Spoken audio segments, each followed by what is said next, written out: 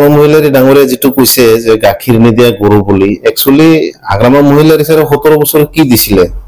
তেতিয়া কথা প্ৰসংগত ওলাই আৰু সেকেন্ড কথাটো হল ইউপিপিএল দলৰ সভাপতি প্ৰমোদ বড়ো ডাঙৰীয়াৰ নেতৃত্বত যিখিনি কাম হৈ আছে এইখিনি বিটিআৰ বাসী ৰাজ্যে চাই আছে আৰু ইউপিপিএল দলৰ বিৰোধিতা কিন্তু ৰাজ্যে কৰা নাই এটো বিপিএফ দলৰ কেইজনমান নেতা কৰ্মীয়ে কৰি আছে আৰু এই নেতা কৰ্মীসকল যিসকল আছে তেওঁলোকে হাজিৰা কেন্দ্ৰিক ক'ব লাগিব আৰু তেওঁলোকে মানে অপপ্ৰচাৰটো চলাই আছে আৰু তেওঁলোকে বিৰোধিতা কৰি আছে আৰু হাগ্ৰামা মহিলাৰী ডাঙৰীয়া যেটো কথা কৈছে কামৰ ক্ষেত্ৰত প্ৰমোদ বড়ো ডাঙৰীয়া এডুকেশ্যন লাইনত নৱপ্ৰজন্মৰ মানে আৰ্থিক উন্নয়ন শিক্ষামূলক যিবোৰ কাম কৰি আছে এটো হাগ্ৰামা মহিলাৰী ডাঙৰীয়াৰ দিনত হোৱা নাছিলে এটো জল পটপট আৰু অসমৰ মুখ্যমন্ত্ৰী ডাঙৰীয়া হিমন্ত বিশ্ব শৰ্মা ডাঙৰীয়া যেহেতু আমাৰ বিটিআৰৰ প্ৰতি এটা সহাৰি আছে প্ৰমোদ বড়ো সাৰক লৈ যেটো বিটিআৰ উন্নতিৰ কাৰণে কাম কৰি আছে তাৰ কাৰণে ৰাইজে ভাল পাইছে আৰু এটা কথা স্পষ্ট বিজেপিৰ আদৰ্শত ইউপিপিএলৰ আদৰ্শত বা হিমন্ত বিশ্ব শৰ্মা ডাঙৰীয়াৰ আদৰ্শত চলাটো বেয়া নহয় সবে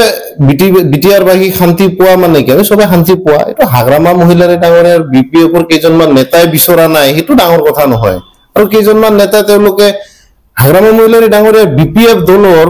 এনেকুৱা বৰ্তমান পৰিস্থিতি হৈছে তেওঁলোকে বজাৰে মানে ঔষধ বিক্ৰী কৰাৰ দৰে এডভাৰটাইজ কৰি আছে আমি চাও সোশ্যাল মিডিয়াত তে এটো কি বুজাইছে যে বিপিএফৰ দিন অতি বেয়া তেওঁলোকে তে বজাৰে আলু বেপাৰী পিয়াজ বেপাৰী সকলক বুজাব গৈছে এই বেপাৰী সকলে বুজি নাপায় বুজি পায় নিশ্চয় যে তেওঁলোকৰ সময় সংকীৰ্ণ কাৰণে আজি ডেটত তেওঁলোকে মানে বজাৰে ঘুৰিব লগা হৈছে যিদৰে ঔষধ বিক্ৰী কৰে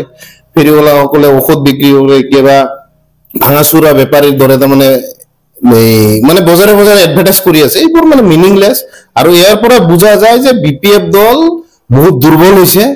আমি থকা সময়ত বিপিএফ দল বহুত ষ্ট্ৰং আছিল কিন্তু বৰ্তমান সময়ত বহুত দুৰ্বল আপোনালোকে এটা বস্তু নোটিস কৰিব হাগ্ৰামা মহিলাৰী ডাঙৰীয়াৰ পিছফালে আগৰ ভিউটো চাব আৰু বৰ্তমানৰ ভিউটো চাব তেখেতে দুৰ্বল হৈছে পাৰ্টিৰ দুৰ্বল মানে হাগ্ৰামা মহিলাৰী ডাঙৰীয়া দুৰ্বল আৰু ভাল ওয়েট থকা লিডাৰ কেইজন আছে চন্দন ব্ৰহ্ম ডাঙৰীয়া নাই বাকি ম্যাক্সিমাম লিডাৰ দেখোন নাই বিপিএফত কেইজনমান আছে আৰু যোৱা পৰখীৰ এটা মই ভিডিও চালো সালাকাটি সমষ্টিত হাগ্ৰামা মহিলাৰী ডাঙৰীয়া আৰু দেৰাসাদ বসুমতাৰী ডাঙৰীয়া একেলগে তেওঁলোকে যে সালাকাটি সমষ্টিত গৈ গোৰাংজাৰী গাঁৱৰ ওচৰত মিটিংে কৰিব পৰা নাই সাকে কাৰণ সেই অঞ্চলৰ আমাৰ কোচৰাজবংশী মানুহবোৰক যি যন্ত্ৰণা দিছে হাগ্ৰামা মহিলাৰী ডাঙৰীয়াৰ বিপিএফ চৰকাৰে এনটিপিসিক 351 বিঘা মাটি এলটমেন্ট দি কিনে আৰু সেই অঞ্চলৰ মানুহখিনি ভোট দিব বুলি ভাবে নেকি গতিকে বাই ইলেকশনত ইউপিপিএলৰ ক্যান্ডিডেট নিৰ্মল কুমাৰ ব্ৰহ্ম ডাঙৰীয়া উইনাৰ হৈ আছে তাতে স্পষ্ট কথা আৰু সিডলি অঞ্চলৰ সমূহ ৰাজ্যক আমি ধন্যবাদ জনাম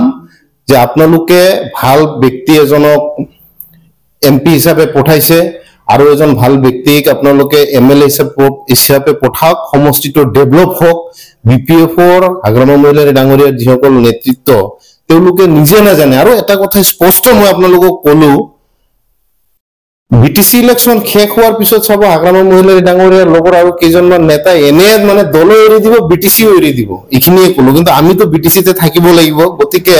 বিটিআৰৰ উন্নতিটো আমি কামনা কৰো আৰু প্ৰমোদ বড়ো ডাঙৰীয়াৰ নেতৃত্বত বিটিআৰ বাসী যাতে শান্তিত থাকে তাকে আমি কামনা কৰো লগতে সিডলিবাহী ৰাইজক আমি অনুৰোধ জনাম যে বাই ইলেকশনত একেবাৰে বিপুল ভোটে আমাৰ ইউপিপিএলৰ ক্যান্ডিডেটজনক জয় কৰা হাগ্ৰামা মহিলাৰী ডাঙৰীয়া আবুল তাবুল বক্তব্যত মানে কোনো হেৰি কৰিব নালাগে আওকাণ কৰিব নালাগে তেখেতে আজি গাইগৰুৰ কথা কয় কালি গাহৰিৰ কথা কব পৰখি ছাগলীৰ কথা কব এইগিলা শুনি লাভ নাই সিএম ডাঙৰীয়া এটা ভাল কথা কৈ গৈছে প্ৰমোদ বড়ো ডাঙৰীয়া তেখেতে বহুত কাম কৰি আছে ইভেন মই শুনা পাইছো তেখেতে যেটো তামুলৰ ফ্যাক্টৰী কিমান কোটি টকা এটো খুলিব তাতে বিটিসিৰ বহুত যুৱক যুৱতী যাতে বাহিৰৰ যাব নালাগে কামৰ কাৰণে এই সন্দৰ্ভতো তেখেতে বহুত আগুৱাই যায় আছে আৰু বিভিন্ন জাতি জনগোষ্ঠীক উন্নয়নমূলক কামকাজৰ কাৰণে মানে আগুৱাই দি আছে আমাৰ কোচৰাজবংশী সকলৰো আপোনাৰ কেইদিন আগত সাইন ল্যাঙ্গুয়েজ টিচাৰ হিচাপে 502 জন টিচাৰৰ এটা সিদ্ধান্ত লৈ আছে তেখেতে এটোত আমি মানে সন্তুষ্ট হৈছো কিন্তু হাগ্ৰামা মহিলাৰী ডাঙৰীয়াৰ দিনত 17 বছৰত কিন্তু কোচৰাজবংশী জনগোষ্ঠীৰ ল্যাঙ্গুয়েজ টিচাৰৰ কাৰণে একো মাত মাতা নাই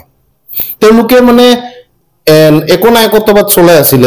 কাৰণ তেওঁলোকে 17টা বছৰ আৰু তাৰ পিছতে ৰাইজে মানে বুজি পাইছে আৰু সেইকাৰণে আজিৰ ডেটত BPF নাই BPF বুলি ক'লে চাব অসমৰ কংগ্ৰেছ চৰকাৰৰ দৰে 17টা বছৰ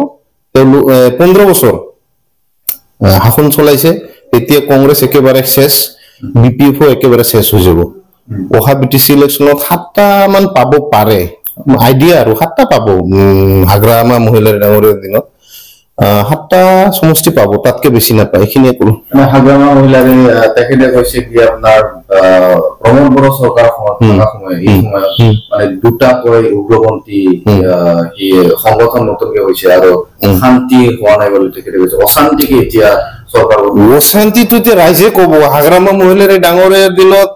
বড়োৰ যেটো সংগঠন জন্ম লৈছিলে উগ্ৰপন্থী সংগঠন জন্ম লোৱা নাই কিন্তু বড়ো আৰু অনাবড়ো দুটা শব্দ ওলাইছিল না আপোনালোকে কক যাৰ কাৰণে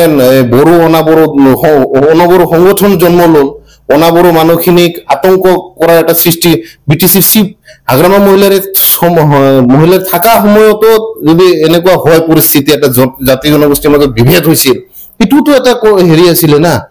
ফিলাৰ আছিল হাগ্ৰামা মহিলাৰ ডাঙৰীয়া যে তেখেতৰ দিনত অনাবড়ো এটা শব্দ ওলাই এটা বৃহৎ সংগঠনৰ জন্ম হৈ গৈছিল আৰু প্ৰমোদ বড়ো ডাঙৰীয়াৰ দিনত কেইজনমান লৰাই এটা সংগঠন খুলিছে এটো ব্লেক কথা কিন্তু জাতি জনগোষ্ঠীৰ অনাবড়ো মানুহখিনিয়ে এক্সাইটেড হৈ গৈছিল এটো বিৰাট ডাঙৰ কথাটো আৰু হাগ্ৰামা মহিলাৰ ডাঙৰীয়া পুখপাল দিব পাৰে না হলে এটো আমি চাব লাগিব এটা শান্তি হৈছে না শান্তি আমি ৰাইজে কৈছো শান্তি আজি কোকৰাঝাৰ টাউনত বা আমি উদালগুৰিৰ পৰা কোকৰাঝাৰলৈকে আহোতে কি অশান্তি আছে একো শান্তি নাই বন্ধ নাই একো নাই মোৰ ফ্ৰেন্ড এজন 2008 চনত আন্দোলনৰ কাৰণে এই কোকৰাঝাৰত ইণ্ডিয়ান আৰ্মিৰ ইন্টাৰভিউ দিব আহিছিল আজিৰ ডেটতো তেখেতে কয় কিন্তু BTCত আজি হেই BTRত হেই প্ৰবলেমটো নাই শান্তি তেখেতে আৰ্মিৰ ইন্টাৰভিউ দিব পৰা নাছিলে মানে আহি কিনে উদালগুৰিৰ পৰা কিন্তু বৰ্তমান সময়ত ৰাতি 12টা এটা দুটাৰ কোনো কথা নাই শান্তি আছে বিন্দাস আৰু টেনচন নাই